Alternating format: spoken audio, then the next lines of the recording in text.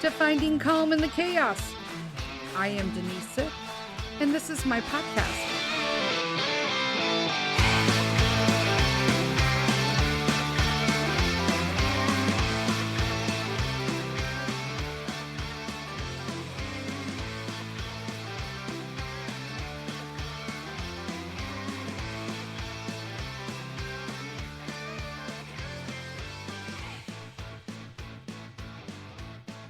Hello. Happy Wednesday and welcome to another edition of Finding Calm in the Chaos. I am Denise Sith, and today we are talking about the Tango, the relationships between husband and wife and long-term spouse, that kind of thing. I will tell you that I've done it all. I've done therapy, marriage therapy, personal therapy, couples therapy, pre-Cana. We did it all. But the most significant work or improvement we've had is literally just breaking it down to basically the keys to effective communication are everything. Finding keys to effective communication. Because I over-communicate and Mr. Sith under-communicates. And I find that that's a lot with a lot of people. Whether that dynamic exists pretty much in every relationship, okay, between two people. I don't care who you are, what you are, it doesn't matter. There's someone who's going to over communicate and someone who's going to under communicate. And the communication, you have to find a medium where you can meet each other in the middle, or that's where disagreements and all of that happen.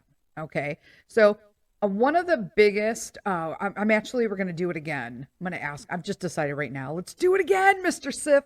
I think we need to sit down and do, Gary John Bishop has a relationship book. And I found all of his other books to be quite helpful to me. And Gary John Bishop is not for everybody, okay, because he cusses a lot.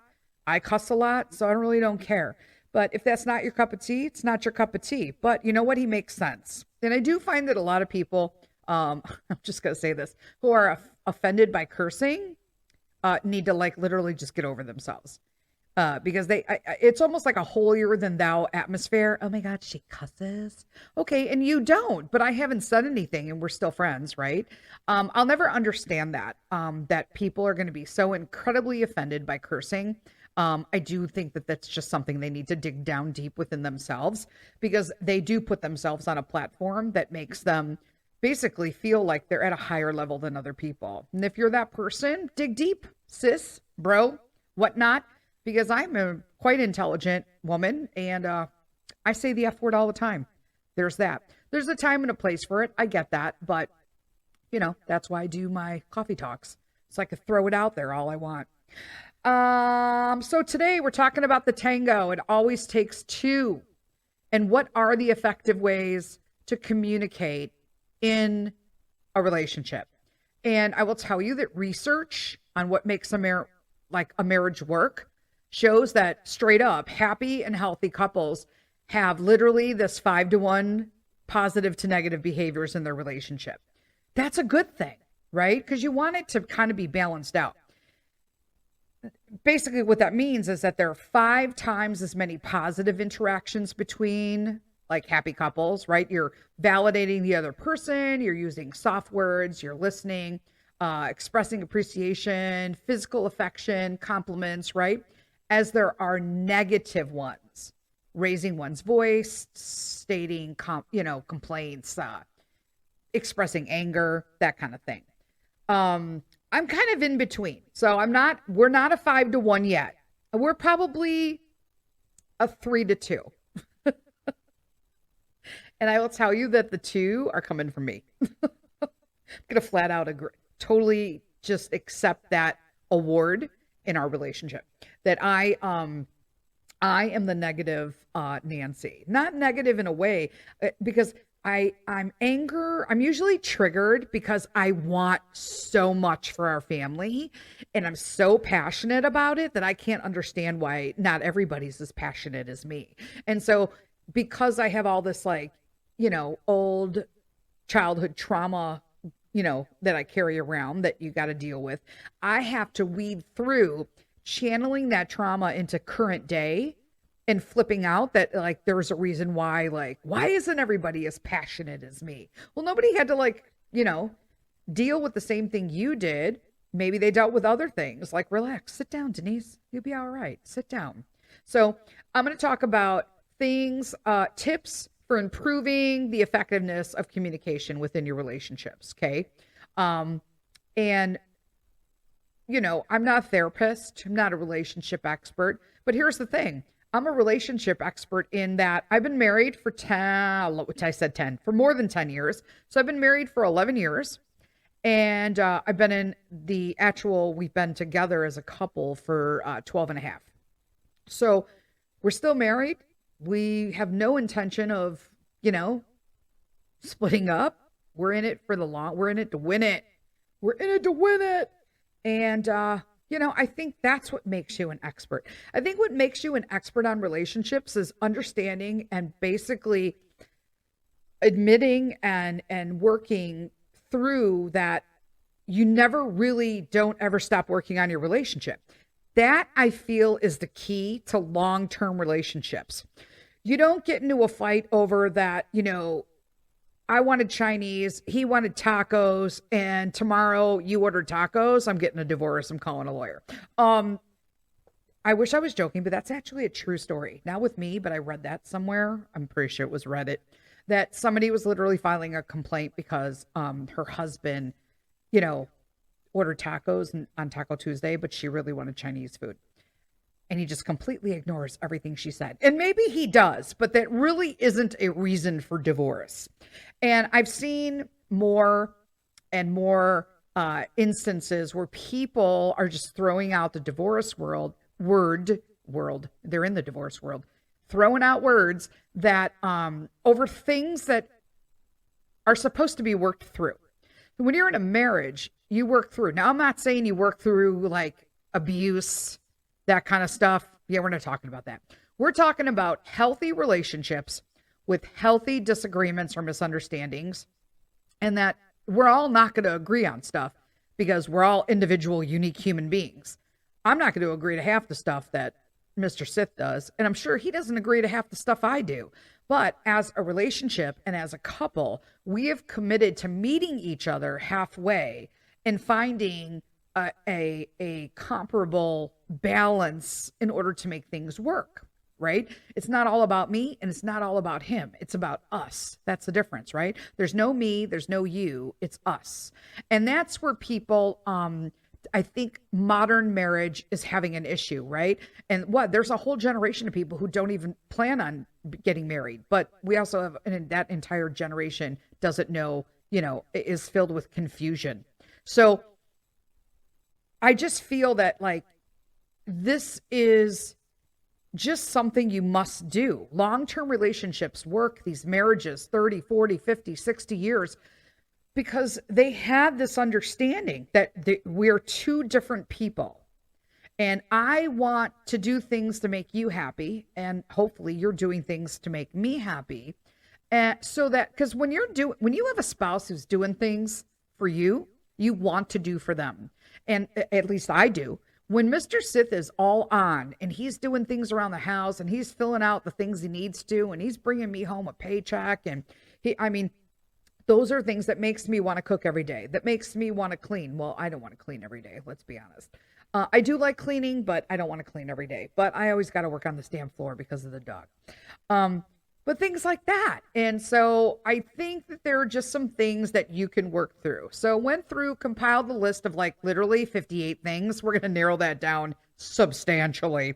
And these are the things that I feel like I personally have found helpful in trying to, because I feel like in our relationship, Mr. Sith and I am the antagonizer, meaning that if there's something to talk about, I am the first one to bring it up, and I will sit down and have a conversation and try to implement certain things that I've learned in my therapy and my reading in order to have a proper relationship conversation, because there is a way to have a conversation. We're going to talk about that too. And then, because I'm an over communicator. So then I feel like I've presented this in an outstanding manner because I didn't flip out. I was totally nice. I used my eyes instead of you statements. I did all of that. And then he just stares at me because he's an under communicator. And it was like crickets, right? Crickets, crickets, crickets, crickets. Yeah, and crows. And then I get triggered. because, and then I flip out and so I am the person who doesn't respond to his way. So it's like twofold, right? I have to learn to not overreact to his unresponsiveness, which is his style of communication, none whatsoever. And he needs to work on meeting me halfway in being able to speak when I'm addressing him and we're addressing a topic. Because you can't imagine, it's incredibly frustrating to put out your heart and your soul to make something work, and then you get no words in response. And I'm not saying that, like, I expect that. I literally expect it of him because I am aware. We are aware that I am a talker and he is a non-talker. And so we're looking for me to cut down the words and him to find some words. And that is going to be our perfect medium. And that takes work, not a divorce.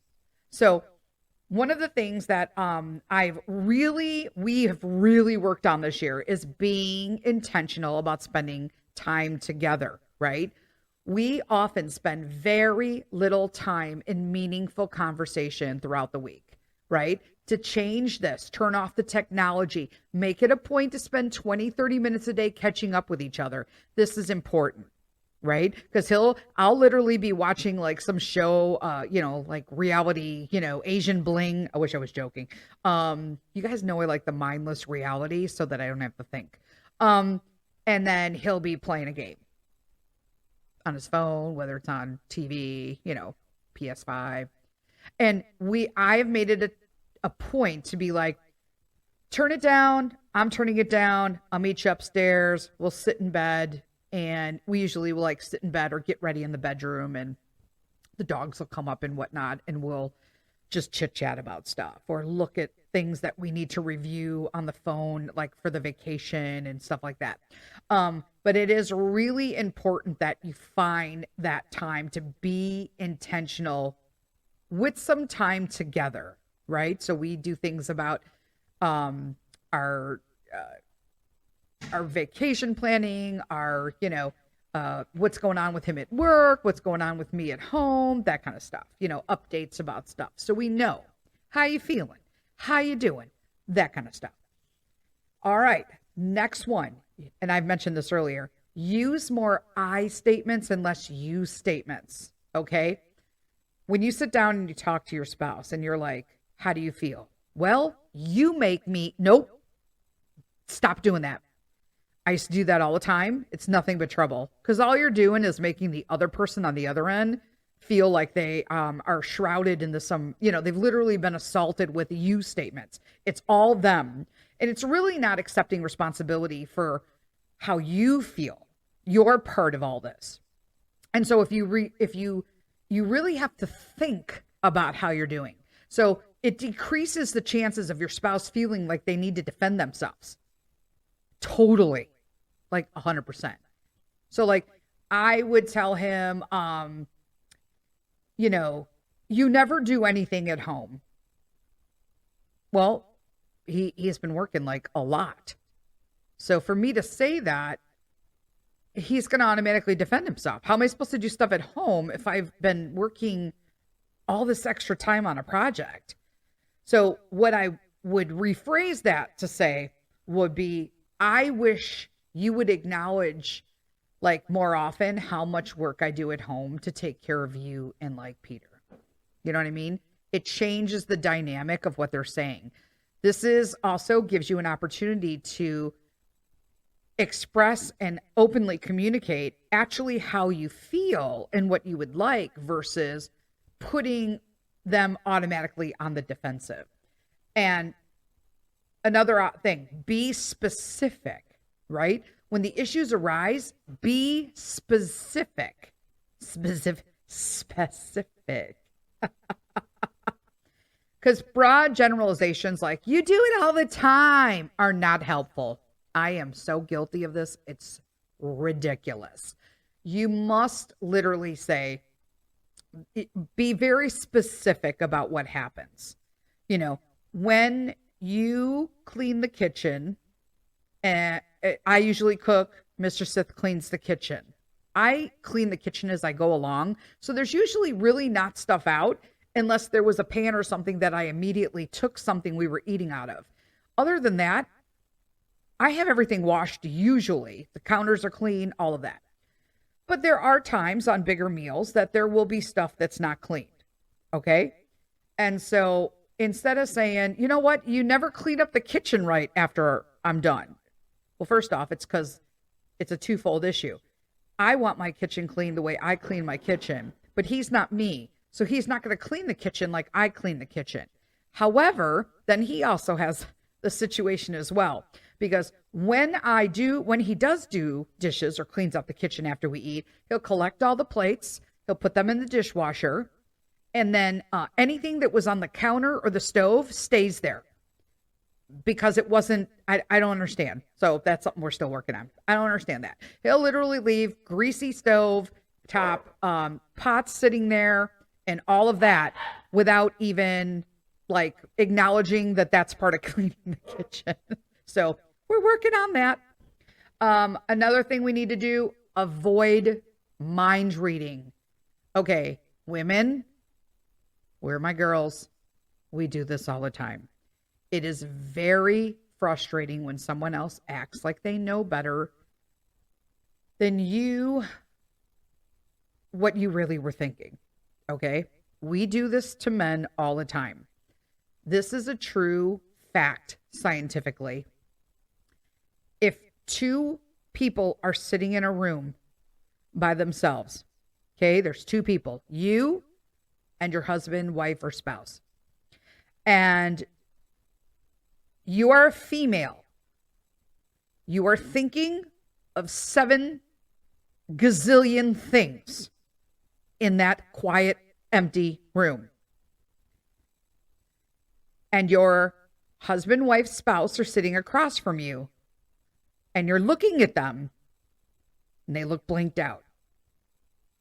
And you guys have to stay that way for 30 minutes.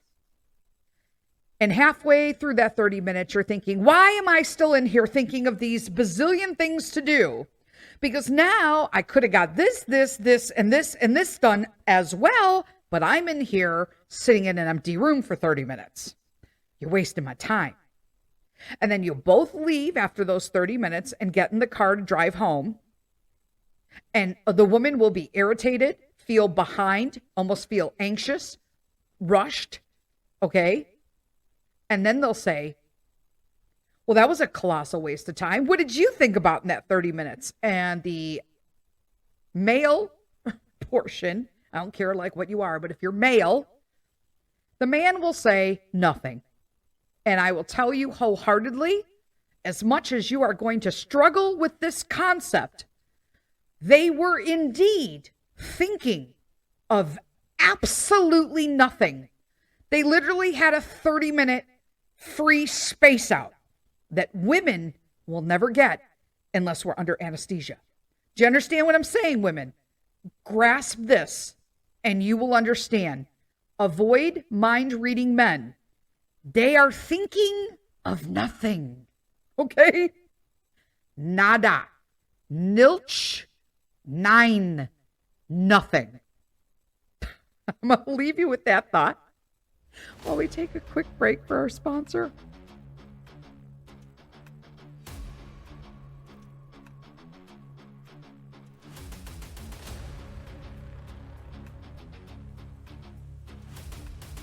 Today's episode of Finding Calm in the Chaos is sponsored by Reclaimed. Reclaimed is a one-man brand from Chicago, Illinois, specializing in handmade commercial and residential furniture and fixtures. The man behind the brand is Brian McQuaid, and the soul of his business is anchored in his handmade wood art pieces.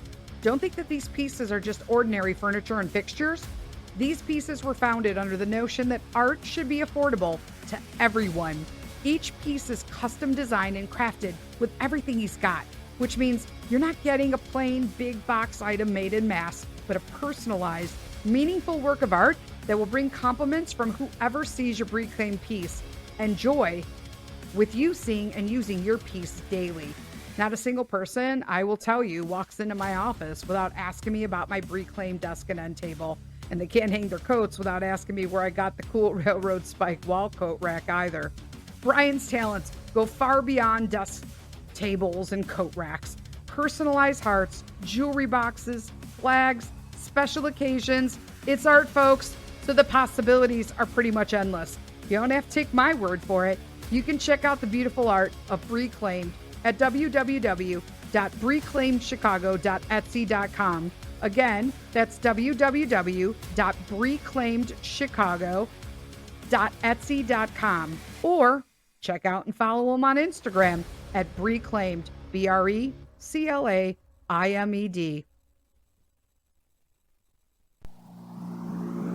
1, 2, 3, 4.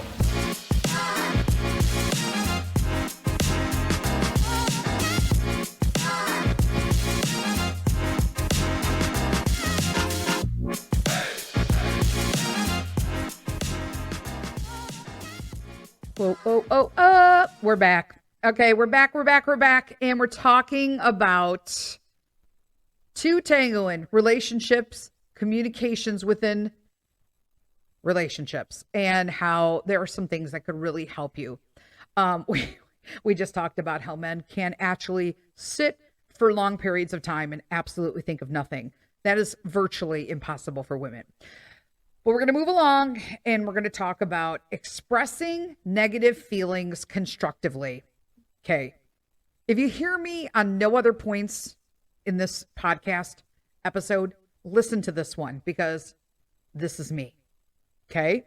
There are going to be times when you feel bitterness, resentment, disappointment, disapproval. These feelings need to be communicated in order for change to occur. Okay. Don't pent them up inside, ladies. Don't pent them up inside. But how you express these thoughts is critical. It's one thing to say, I'm really disappointed that you're working late again. I'm so tired. How dare you work late? But if you say, listen, you clearly do not care one whit about me or the kids. If you did, you would not work late every night. It's going to convey something different. You know what I'm saying? You see the difference? I want to be, it is disappointing that, okay, so I'm recording this on a weekend. And obviously it'll air on Wednesday, but I'm recording on a weekend and Mr. Sith had to work today. I look forward to Saturdays because it is my day off from Peter. And you need that. I homeschool. I take care of him. I'm a stay-at-home mom. I'm a stay-at-home wife. I take care of everything in the house. I run a business. I'm taking care of a puppy. That means entertaining him. Puppies, you need to entertain puppies. They're full of energy. Plus my personal medical stuff. So Saturdays, I'm looking forward to Saturday because that's the day I get to get up and just be off. But I couldn't be off today. And that's literally, or you clearly don't care about me, or you wouldn't have to work on Saturday. I mean, it just is what it is. But to actually say, listen, I'm truly disappointed that you're working on St. Patrick's Day weekend. Out of all the weekends that you need to go town into an office, they chose St. Patrick's Day and Saturday. Okay, in Chicago. Woohoo! Now, did he choose those days? No, he didn't choose those days.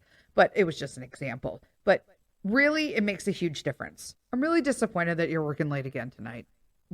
Man. Because, you could have spent time together. You could have had free time. Because obviously, I'm not getting my free time yet. He gets free time. I get free time. One of the things we talked about expressing negative feelings constructively, right, was that I told him it's very difficult for me to always be with someone. The puppy, the dogs, Peter, him, all of the above. There's very few instances where I'm alone and not doing a task that involves something for the household. Being alone as a mom or a woman does not include grocery shopping. That is a task that must be done. It's work. It's part of the household tasks that I must do. That's not being counted towards my personal time. Personal time is I'm out doing a massage, or I'm alone at the house because they've left for like a scout thing or something else, and it's just me, or I'm doing a mommy date, okay, or a mommy event. But no, that doesn't include that. And he said, I know, but I don't really have those moments either. And I said, but see, you do, because you take the train to work and you drive to work, right? Depending on, what day. And while you were in that car for those 40 minutes to and from, right? That's almost 2 hours of alone time. I wish I could just drive around for 2 hours with alone time. That would be spectacular. And so then he thought about it and was like, yeah, you know what? You're right. You're right. And he got me because I expressed it constructively, gave him an example of what he gets that I would enjoy if I had that time. And then it clicked. And so those are the things, that's the way you want to express those things. And don't wait to talk about them. Just talk about it. Just talk about it, right? Now, here's something that I also struggle with, but for a different reason that most of you are going to think about. Listen without being defensive. Because for a marriage to succeed, both spouses must be able to hear each other's complaints without getting defensive. And this is much harder than learning how to express negative feelings effectively. All right. And this really can play out a lot better if you use the I's instead of you conversation into your conversations. When you work the I's instead of the U's, this helps substantially with that. Okay. But for me, it's difficult because when we are having conversations between Mr. Sith and I talk. And like I said in an earlier example, I'm effectively trying to communicate because I know how I get, and I'm effectively I'm carefully choosing my words so that I'm not blaming or becoming defensive myself because I'm a word person. But Mr. Sith is not a word person. And so I'm really proud of myself for having this conversation that is like constructive. And then he is an under communicator, so I get no response. Then I get all peed off.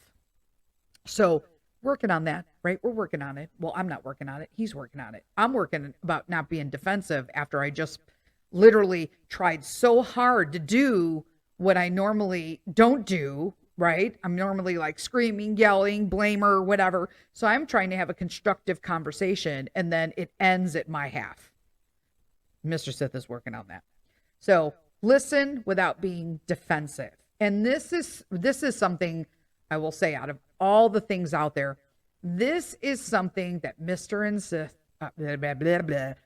Sith and I do completely constructive. Like, we rock at this.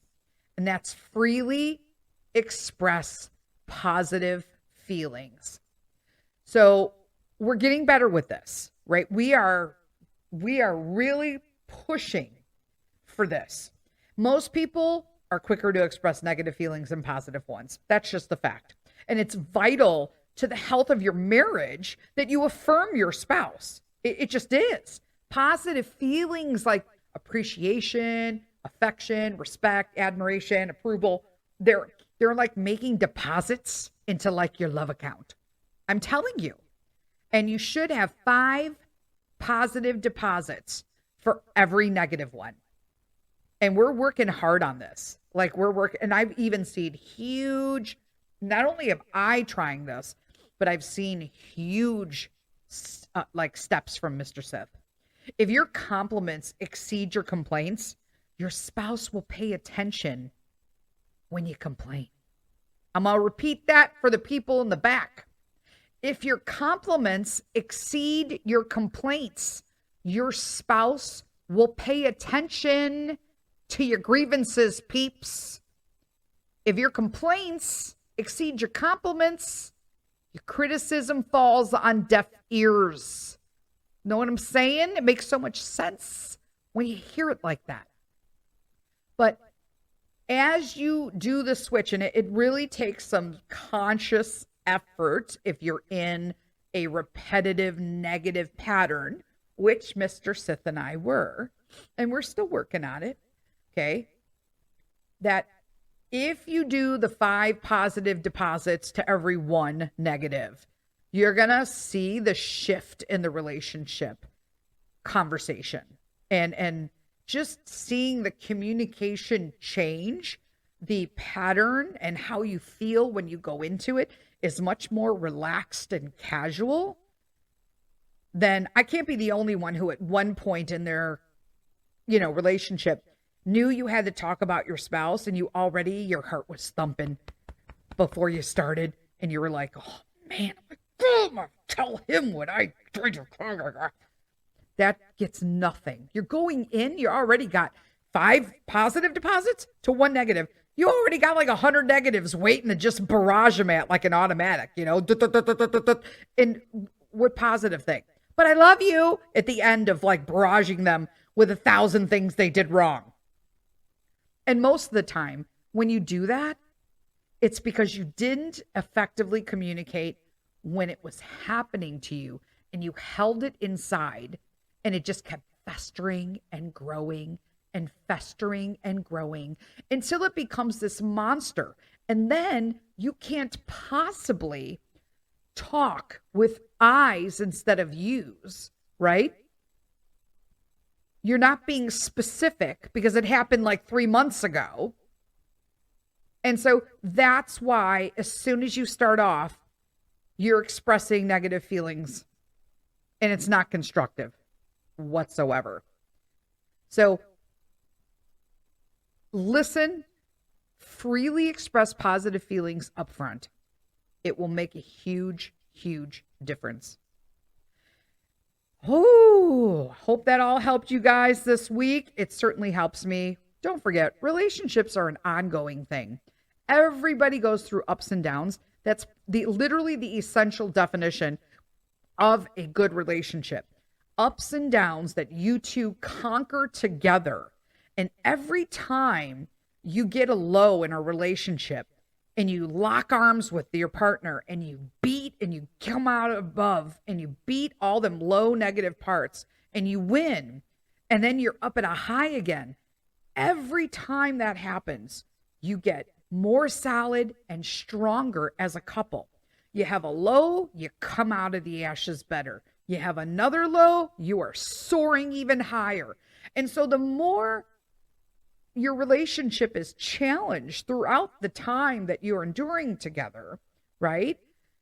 The stronger your relationship becomes long term. And that's why when we see all these cute little couples on, all the videos and reels and YouTubes and news stories, I've been married for 65 years and, what's your key to happiness? Oh, respect, love, understanding that, we're together as a unit. Those are they're always very common things that we could do every day. They're so simple, but yet somehow so many of us struggle with it. So have a great one today, guys. Enjoy your time. And until next time, always remember, lead with kindness.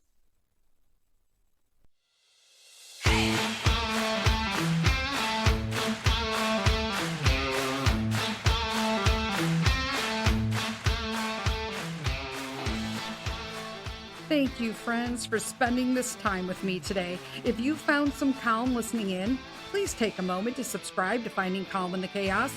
And just so you don't miss out on future episodes, make sure you're receiving notifications. Thanks again. Until next time, lead with kindness,